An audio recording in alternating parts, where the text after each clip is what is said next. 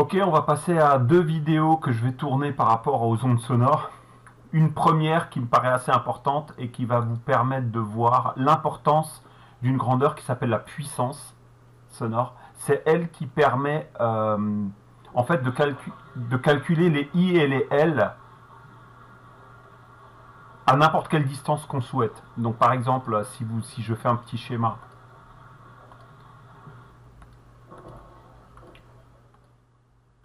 avec, je sais pas, un haut-parleur par exemple, ou n'importe quoi, et vous avez un bonhomme ici qui ensuite se déplace, se retrouve plus loin, bah, il se trouve au début à une distance que je vais noter D, et il se trouve plus tard à une autre distance que je vais noter D'. Alors il va recevoir le son quand il est en D avec une intensité I et un niveau sonore L, et plus tard, s'il recule, il va le recevoir avec une autre intensité I' et un autre niveau sonore en décibels L'.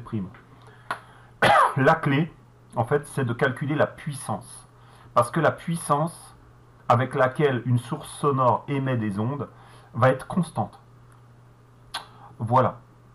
Mais ça sera la question 3. Donc, si j'ai envie de faire les questions dans l'ordre, bah, les deux options qui s'offrent à un musicien qui, à 1 mètre, entend de la vitesse trop fort, le son trop fort, pardon. Donc là, par exemple, alors je vais plutôt la noter D1, et celle-ci, je vais la noter D2. Donc on va noter ici I1, L1, et ici I2, L2, pour être plus conforme avec l'énoncé. Donc on nous dit que quand il se trouve à 1 mètre, ben le L1 vaut 85 décibels.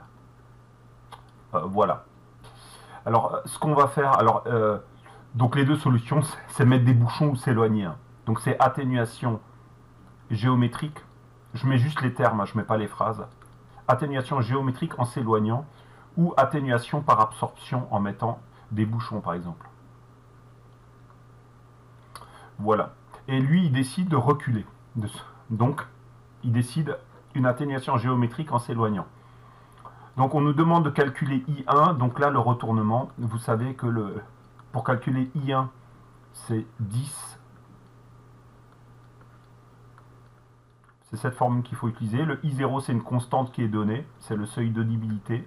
1 fois 10 puissance moins 12. Et on multiplie par 10 puissance. Donc 80 décibels divisé par 10. Et si on calcule, ça nous fait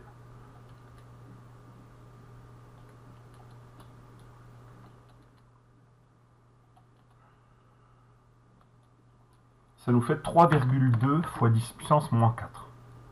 3,2 fois 10 puissance moins 4 watts par mètre carré.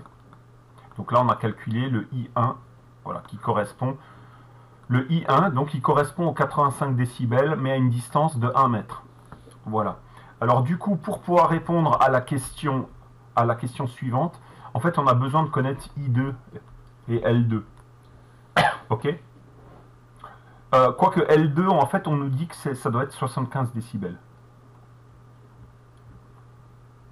Ok, donc on nous dit, donc on nous dit qu'il recule jusqu'à une certaine distance D2 où il n'y a plus 85 décibels mais 75. Donc du coup, en utilisant la même formule, mais en utilisant L2, on peut calculer I2.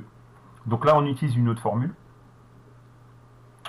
Donc I2, donc c'est par définition, hein, je ne rédige pas ça, bah c'est I0, 10 puissance L2 sur 10. Voilà, ça va changer, je pense que c'est 3,2 fois 10 puissance moins 5. Donc le calcul, hein, le I0 c'est toujours la même valeur. Et cette fois on fait 10 puissance 75 sur 10. Et je pense que ça fera 3,2 fois 10 puissance moins 5. Donc c'est parti, tac, tac, tac, tac, tac. Fois 10 puissance, tac. C'est ça, 3,2 fois 10 puissance moins 5.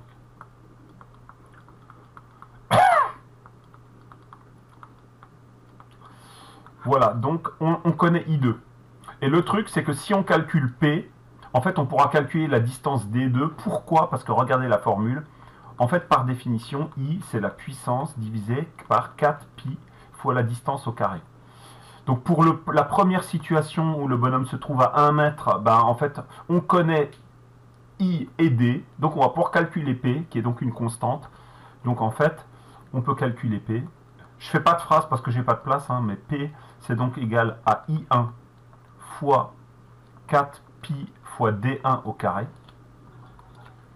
Donc c'est important d'utiliser le i qui correspond au bon d, sinon vous faites des bêtises. Donc le fameux 3, fois 10 puissance moins 4, on va le multiplier par 4 et par pi, fois 1 au carré, et on trouve, on trouve 4 milliwatts. 4,0 fois 10 puissance moins 3 watts. Voilà. Et du coup maintenant, en fait on va pouvoir réutiliser la formule, cette formule, mais en remplaçant les indices 1 par des indices 2. Donc on peut écrire que I2 est égal à P sur 4pi distance 2 au carré. Là on fait un retournement pour isoler D2. Donc D2 c'est puissance sur 4pi I2 et il faut enlever la racine. Voilà. Et si là on fait le calcul, donc on remplace donc P par sa valeur, donc fois 4 fois pi fois 3,2 fois 10 puissance moins 5. Voilà, donc là j'ai calculé sans la racine, et maintenant je prends la racine de ça. Donc on trouve 10 pour le carré, et donc là si je fais des bêtises, voilà, on trouve 3,2 mètres. Voilà.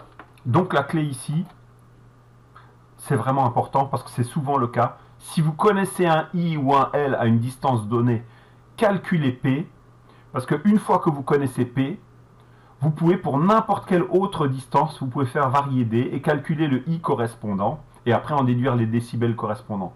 Donc la clé, c'est si vous voulez calculer des I et des L à d'autres distances que celles qui sont données au départ, vous devez passer par la puissance et calculer d'abord la puissance. Voilà, à bientôt pour la dernière vidéo sur le son qui sera 2 démonstrations qu'il faut connaître.